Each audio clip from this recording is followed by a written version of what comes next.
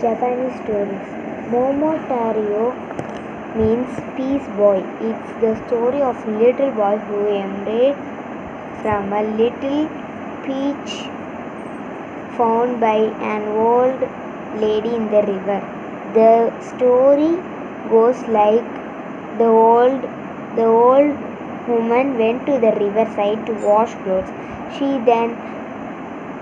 then found a delicious peach. She also wanted to take one home for her husband. She yelled, "Sweet, sweet peach, come by." Bitter peach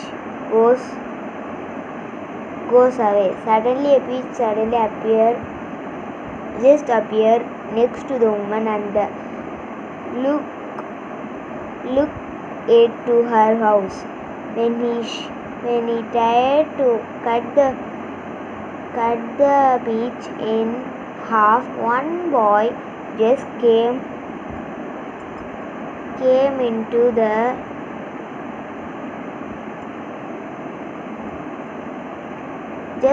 out, and they called the boy Momotario, the peace boy. Momotario grew so fast and became huge. He helped the old couple with the house chores, but they were devils bothering the villagers, and Momotario decided to fight against the devils on the Devil's Islands. He told the old woman, "If you make special dumplings for me, I will beat the devils." The woman made special dumplings that can give a human being the power of 100 people. Momotario also took some dumplings when they arrived on the island. They cooperated to beat the huge devils. The dog bit the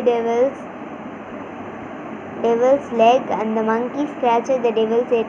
Together they beat all the devils. The devils promised that they were not going to any bad things again. Momotario the peace boy and his friends loaded treasure and got back to the village. Momotario distributed the treasure equal among the villagers.